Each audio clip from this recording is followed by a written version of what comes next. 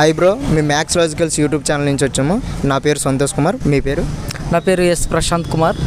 ఇప్పుడు DSC exams అవుతున్నాయి కదండి. డిఎస్సి ఎగ్జామ్స్ మీద మీ యొక్క అభిప్రాయం మాకు తెలపగలరండి? ఆ డిఎస్సి ఎగ్జామ్ అనేది జరుగుతుంది, చాలా హ్యాపీగా ఉంది, చాలా సంతోషంగా ఉంది. కానీ గౌరవనీయులైనటువంటి ముఖ్యమంత్రి చంద్రబాబు నాయుడు కానీ నారా లోకేష్ బాబు కానీ కొంచెం టైం ఇచ్చి ఉంటే బాగుంటుందని మాకు అభిప్రాయం. టైం అంటే మీరు ఎన్ని సంవత్సరాల నుంచి ప్రిపేర్ అవుతున్నారండి? మేము దగ్గర నుంచి అంటే ప్రిపరేషన్ అంటే మేము చాలా ఉద్యోగాలు చేసుకొని సడన్గా డిఎస్ అనేది ప్రకటించారు. ఇప్పుడు ఏంటంటే చదువుకోవడానికి టైం అనేది సరిపోవట్లేదు, చాలా ఇబ్బందిగా ఉంది. ఓకే అండి, అయితే ఇప్పుడు ఏంటంటారు దీని మీద మీ అభిప్రాయం ఏంటి? నాకు అభిప్రాయం ఏంటంటే చాలా సంవత్సరాలతో ఇవ్వటం చాలా సంతోషంగా ఉంది, కానీ టైం అనేది కేటాయించి ఉంటే బాగుండును. చాలామంది మా ఫ్రెండ్స్ కూడా ఎగ్జామ్ రాశారు. వాళ్ళు చెప్పేది ఏంటంటే చాలా టఫ్గా ఉంది ఎగ్జామ్ అనేది అని చెప్తున్నారు. సబ్జెక్ట్ అనేది కవర్ చేయలేకపోయామని చాలా బాధపడుతున్నారు. అంటే అవుట్ ఆఫ్ సిలబస్ నుంచి వస్తున్నాయి అని అంటున్నారా, లేకపోతే ఇన్ సిలబస్ నుంచి వస్తున్నాయి అని ఈ సిలబస్ నుంచే వస్తుందట. అసలు కనీసం అది ఎలాగనేది అంటే టైం కూడా సరిపోవట్లేదు. టైం మేనేజ్మెంట్ అనేది సరిపోవట్లేదు. దానివల్ల చాలా ఇబ్బందిగా ఉంది. దానివల్ల ఎవరు కూడా ఏం సాటిస్ఫాక్షన్ లేదు. మెయిన్ ఎగ్జామ్ రాసిన వాళ్ళు సాటిస్ఫాక్షన్ లేదని అంటున్నారు. లేదు, అది చాలా తక్కువ మందికి ఉంది. మా లాంటి వాళ్ళు అయితే మేము నిరుద్యోగులుగా కొన్ని ప్రైవేట్లో ఎక్కడెక్కడో జాబ్ చేస్తుండి సడన్గా డిఎస్సి ప్రకటించడం చాలా హ్యాపీగా ఉంది. కానీ 90 days ఇస్తే ఇంకా బాగుండును. మీరు టెట్ ఎగ్జామ్ ఆల్రెడీ క్వాలిఫై అయ్యారు కదా, టెట్ ఎగ్జామ్ ఎలాగ అనిపించింది మీకు? ఆ టెట్ ఎగ్జామ్ అనేది బాగానే అనిపించింది. దానికి టైం అనేది కేటాయించారు, చాలా హ్యాపీగా ఉంది. కానీ మెయిన్ సిలబస్ ఏంటంటే డిఎస్సి అనేది కేటాయించకపోవడం చాలా ఇబ్బందికరంగా ఉంది. అయితే ఇప్పుడు ఇదే నోటిఫికేషను ఎన్ని నెలల తర్వాత తీస్తే బాగుండు, మీకు ఎంత టైం ఇస్తే బాగుండు సరిపోదు? అంటే మాకు 90 days ఇస్తే బాగుండును. 90 days ఇస్తే మేము చదువుకోవడానికైనా మేము రాసుకోవడానికైనా చాలా బాగుండేది. ఎందుకంటే సార్ వాళ్ళు ప్రకటించింది చాలా బాగానే ఉంది, కానీ ప్రైవేట్ పరంగా జాబ్ చేసుకుంటూ చదువుకోవడం చాలా ఇబ్బందిగా ఉంది. దానివల్ల ఇబ్బంది అవుతున్నాము.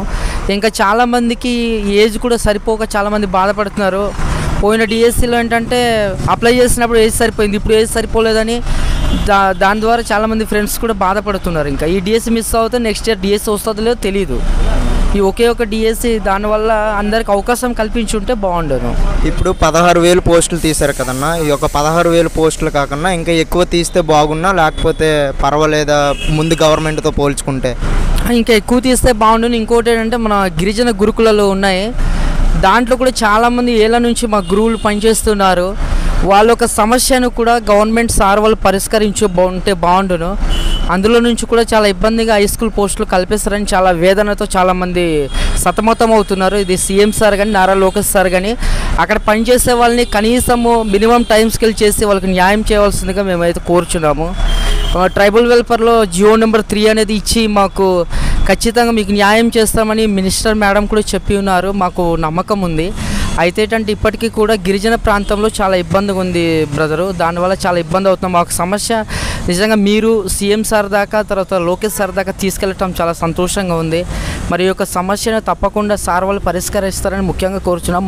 మరి ముఖ్యంగా గిరిజన గురుకులాల్లో పనిచేస్తున్న టీచర్స్కి మస్ట్ అండ్ షుడ్గా న్యాయం అనేది జరగాలి. ఎందుకంటే ఆ టీచర్స్ వల్ల ఇప్పుడు చదివిన వాళ్ళందరూ టీచర్స్ అవుతున్నారు, వాళ్ళు మటుకు నిరుద్యోగులు కానీ మిగిలిపోతున్నారు.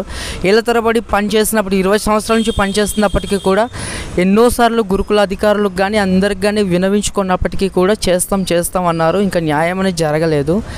ఇంకా ఏంటంటే దీనికోసం పరిష్కారం చేస్తారని మేమైతే కోరుతున్నాం.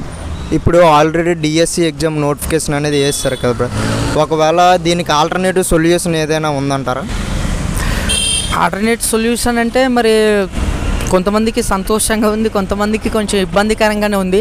అంటే సంతోషం అంటే ఎక్కడ ఉందంటే బ్రదరు, ఏళ్ళ తరబడి కోచింగ్కి వెళ్ళిన వాళ్ళకి నో ప్రాబ్లం, కానీ మ్యారేజ్ చేసుకున్న వాళ్ళు తర్వాత వివిధ ప్రైవేట్ జాబులు చేసుకొని చదువుకోవడం చాలా బాధాకరంగా ఉంది. దానికోసం లోకేష్ సార్ కానీ చంద్రబాబు నాయుడు సార్ కానీ కొంచెం ఆలోచించి న్యాయం చేస్తుంటే బాగుండునని కొంచెం అనిపిస్తుంది. ఇప్పుడు దాకా రాసిన మా ఫ్రెండ్స్ కూడా చాలా బాధతో ఉన్నారు, ఏం చెప్పుకోలేని పరిస్థితుల్లో సతమతం అవుతున్నారు.